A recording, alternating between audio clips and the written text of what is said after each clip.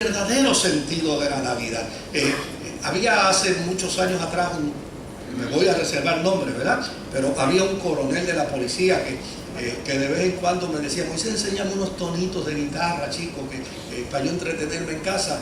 Y yo pues se los enseñaba, y un buen día en la fiesta de Navidad de su área había invitado a un trío, y el trío no vino. Y estaba el hombre desesperado porque la fiesta la tenía montada y el trío no aparecía por ningún lugar. Y entonces me llamó y me dijo: ¿qué tú haces? Bueno, yo estoy trabajando, coronel. Me dice: dile al oficial tuyo que yo te necesito, que te envíe para acá. Bueno, yo se lo digo. Imagínate, ¿quién le dice que no a un hombre de 4 estrellas encima del hombre? Yo se lo digo. Entonces le digo al sargento: mire, el coronel dice que me necesita en su oficina. Pues váyase. Cuando voy allá me dice: toma la llave de mi unidad, ve a tu casa, busca la guitarra, porque dentro de una hora empieza la fiesta, el trío no viene y tú tienes que amenizar la fiesta. Y yo dije: pero es que yo no canto esas canciones. Si en estas navidades, si no estoy malo, esas canciones yo no las canto. Eso yo no lo canto, coronel. Me dice: a mí no me importa, canta lo que te dé la gana a ti, pero tú tienes que venir con la guitarra. Bueno, pues yo fui a mi casa, busqué la guitarra, la traje, me coloqué allí, pero desde luego, o sea, yo tengo la responsabilidad de dar un verdadero sentido, un sentido cristiano de la Navidad. Y es mi deber cuando me reúno con mi familia, decirle a mi familia: está bien, canten, hagan jolgorio, hagan lo que ustedes quieran, pero denme 5 minutitos para yo hablarle de lo que realmente significa esta celebración. Pues yo, hubo un momento, canté 2 o 3 canciones de Navidad y aguanté la guitarra. Y cuando aguanté la guitarra, dije: ustedes saben lo que significa la Navidad. Pues que van a saber si la gente no sabe nada. La gente lo que piensa es que bueno que llegó la Navidad porque me van a dar el bono, y ahora hay 200 empresas que dicen que no lo van a dar. La gente no sabe. Entonces, pues yo aguanté mi guitarra y comencé a hablarles del verdadero sentido de la Navidad. Pero se me fue la mano. Después que yo hablé del verdadero sentido de la Navidad, invité a todos los que querían conocer a Jesucristo como su Señor y como su Salvador. Y muchos de los compañeros pasaron a rendir su corazón a Jesús. Y desde luego, yo tengo que confesarle, yo tengo que no mencionar el nombre del oficial, tengo que cambiar inclusive algunas palabras, pero él me dijo: me fastidiaste la fiesta, me fastidiaste la fiesta. Pero mientras tú estabas hablando, yo tenía un deseo de llorar, porque yo no había conocido esa experiencia de la Navidad. Pues esa es la responsabilidad de nosotros, queridos.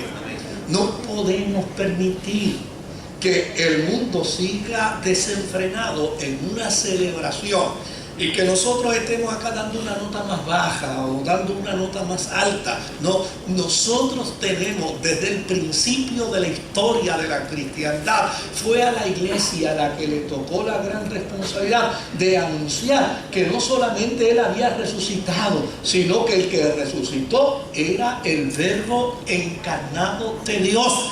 Y usted no puede delegarle eso a los ángeles, ni puede delegarle eso al Espíritu Santo. Usted tiene el deber y la obligación. Hágase ese compromiso para este año. Haga de la Navidad una Navidad relevante.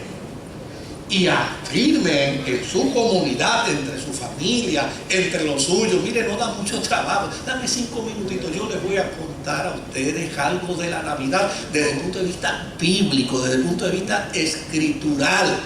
Oiga, y yo le voy a la palabra de Dios. La palabra de Dios dice ella misma, de sí misma, que ella es más penetrante que toda espada de 2 filos. Y cuando usted habla de esa experiencia real de la Navidad, óigame, la gente va a comenzar a mirarlo a usted de forma distinta, con mayor deferencia, con mayor respeto, con mayor consideración. Pero no podemos seguir en esta frivolidad, haciéndole la nota más baja a la sociedad en la que estamos inmersos.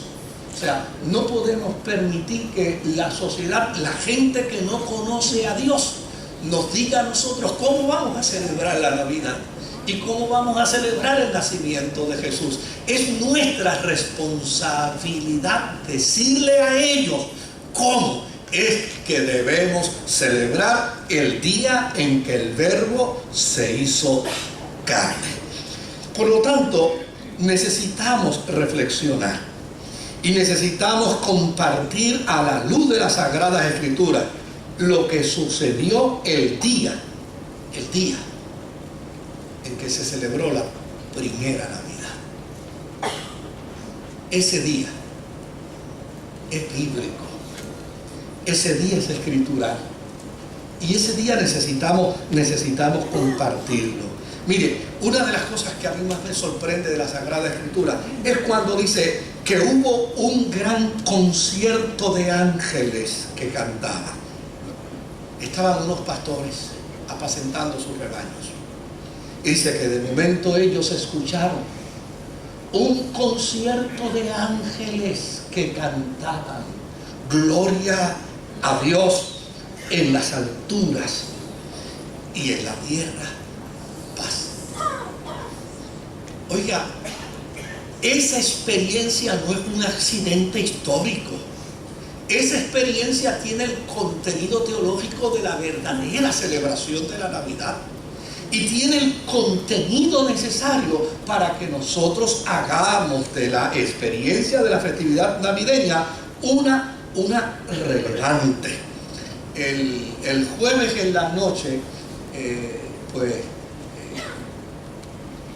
Kaira quería que yo me sentara a ver con ella una película y yo le dije que estaba bien, que no había ningún problema, que íbamos a ver la película.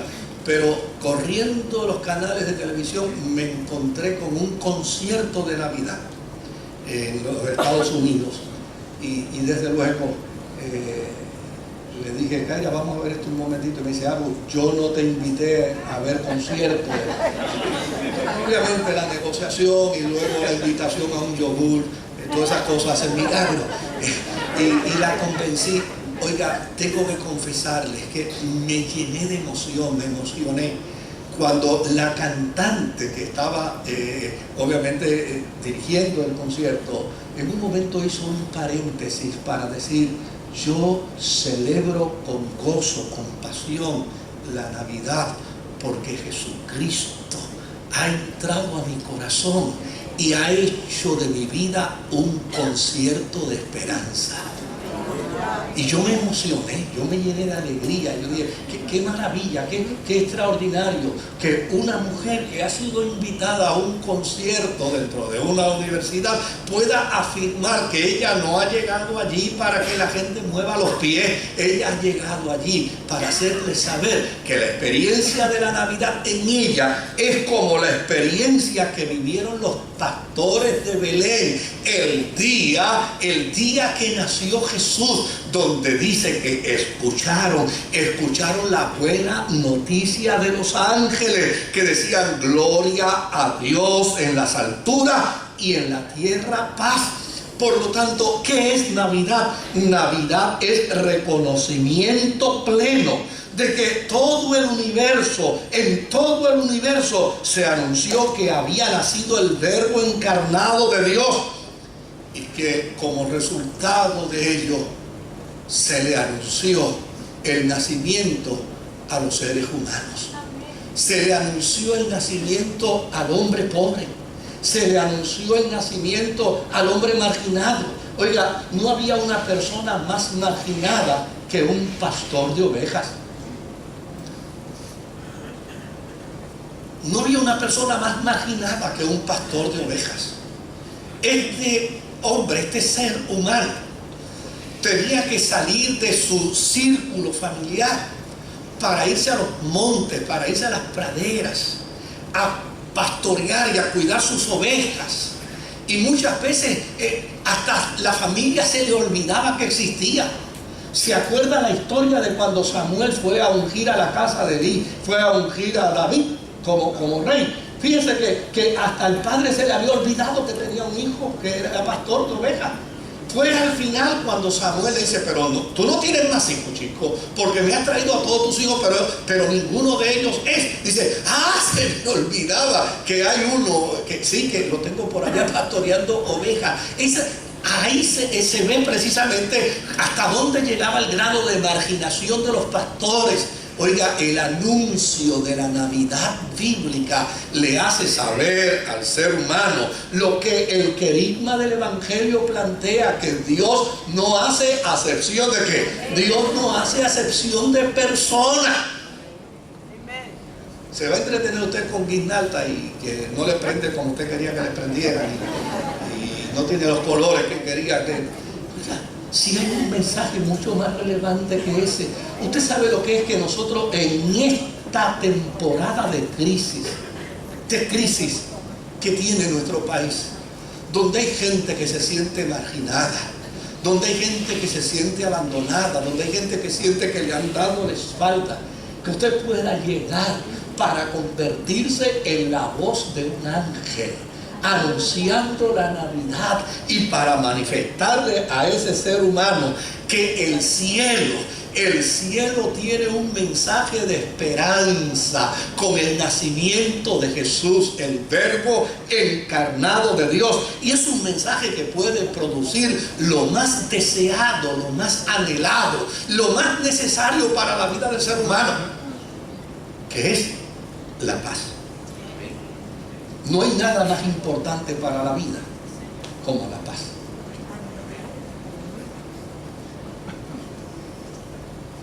Una persona puede tener mucho dinero, pero sin paz es un rico infeliz. Una persona puede tener salud, pero sin paz vuelve a enfermarse. Una persona puede tener mucho amor, pero si no tiene paz, destruye cualquier relación de amor. La paz es el elemento más importante. Imagínense que el mensaje de la Navidad a través de los ángeles lo que comunica es, mira, en el cielo hay alegría, en el cielo hay gozo, en el cielo hay gloria, porque ahora el ser humano marginado por las circunstancias adversas de la vida puede tener paz, paz con Dios, paz consigo mismo, paz con la gente que está en su entorno, paz con la naturaleza. No hay mayor experiencia para la vida que vivir inmerso en la paz. Y esa paz, querido, no la ofrece una festividad navideña sin Cristo. Esa paz la ofrece Jesucristo en el corazón de los seres humanos. Hubo un tiempo de recogimiento espiritual por parte de unos pastores, quienes llegaron hasta el recién nacido y se postraron para adorarle. Hay una historia hermosísima con respecto a los pastores y el cordero. Ustedes saben que Jesús está representado en las Escrituras como el cordero de Dios. Los pastores de Belén eran los pastores de mayor prestigio en todo Israel. De hecho, en aquel tiempo se decía que si alguien quería invertir en la vida pastoril, más le convenía que contratara a pastores de Belén. Porque los pastores de Jerusalén eran una partida de pillos y de sinvergüenza. Se robaban las ovejas, las vendían en el mercado negro y después iban donde el dueño y le decían al dueño, mira, un animal feroz me llevó tantas ovejas y las destruyó y las habían vendido en el mercado negro. Pero ustedes se acuerdan cuando David fue a enfrentarse al Goliat, que vino Saúl y los emisarios de Saúl a preguntarle por su capacidad, y él dijo, mira, yo soy pastor de ovejas. Mire qué clase de presentación se dio. Yo soy pastor de ovejas, y cuando un oso, cuando un animal feroz viene y se lleva una ovejita mía, Yo soy pastor de Belén. Los pastores de Belén tenían gran prestigio. Los pastores de Belén tenían gran reconocimiento. Cuando un animal feroz me lleva una ovejita a mí, como yo soy pastor de ovejas de Belén, yo me voy detrás del oso y le doy alcance y peleo con él y lo mato. Pero yo le quito la ovejita.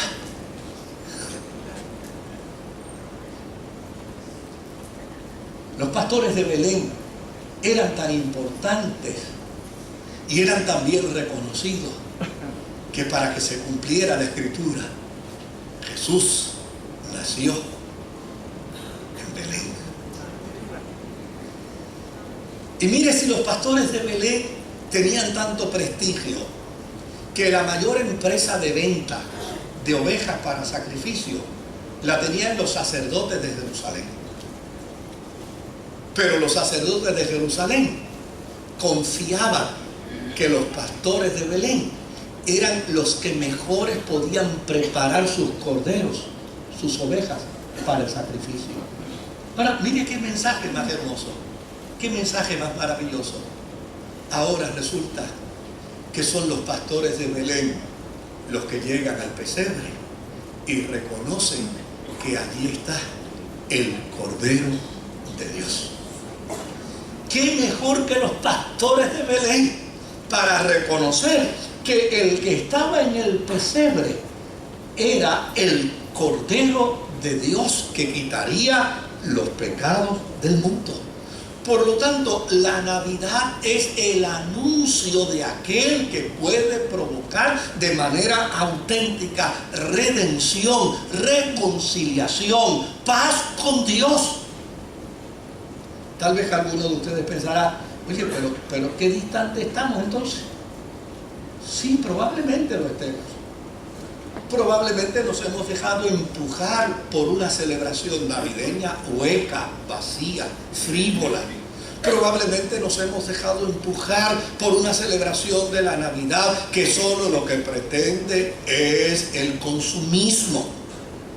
Pero a fin de cuentas, cuando somos concienciados por la Escritura, cuando somos concienciados por la palabra de Dios, entonces descubrimos que el verdadero sentido de la Navidad es el que la palabra de Dios revela, es el que la palabra de Dios demuestra. Y esta es la celebración de los cristianos. Por lo tanto, nosotros no podemos permitir que el mundo nos dicte la pauta de esta celebración. Y nosotros incautos cantando las canciones de ellos. Algunas llenas de inmoralidad, algunas llenas de doble sentido, algunas de ellas con expresiones que denigran la misma fe. Nosotros no podemos permitir. ¿Acaso nosotros vamos a colaborar para la destrucción de nuestra efeméride en celebración, que es el día en que el Verbo de Dios se hizo carne? No, queridos. Hubo unos sabios que vinieron de Oriente afirmando que habían visto su estrella y venían a adorarlo. Y desde luego, la Navidad es precisamente la interpretación de ese mensaje de los magos de Oriente. A mí me llama la atención el día que nació Jesús. El día que nació Jesús, en Israel había religión. Y la religión que había en Israel era la religión que esperaba a un Mesías. Miren qué interesante. El día que nació Jesús había religión en Israel. Y la religión que había en Israel esperaba al Mesías. Había sacerdotes. Y los sacerdotes eran precisamente los responsables de la proclamación mesiánica para Israel. Ahora, el día que nació Jesús, la luz se enciende en Jerusalén, pero los sacerdotes de Jerusalén no la ven.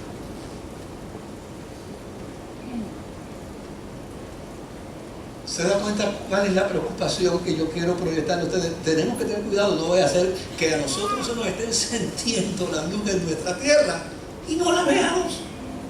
No la veamos.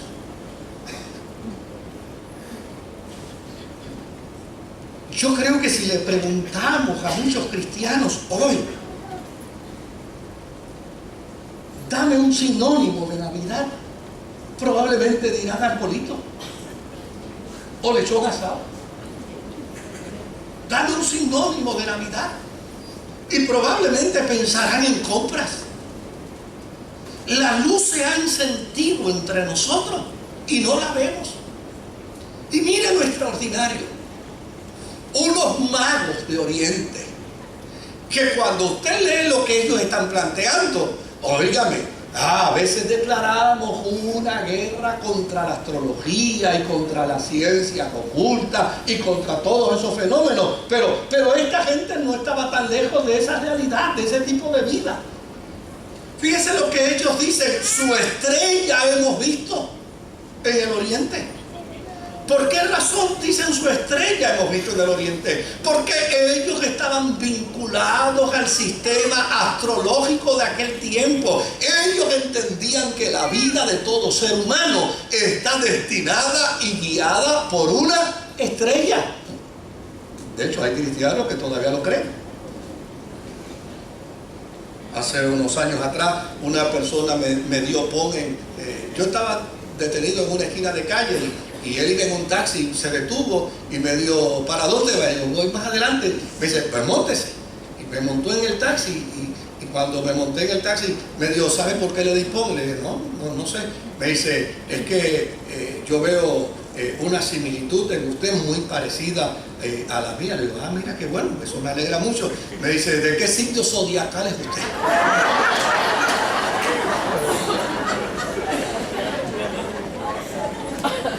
Signos zodiacales, no, a mí no me rigen los signos zodiacales, no. Yo digo: ¿cómo? No, yo no soy regido por los signos zodiacales.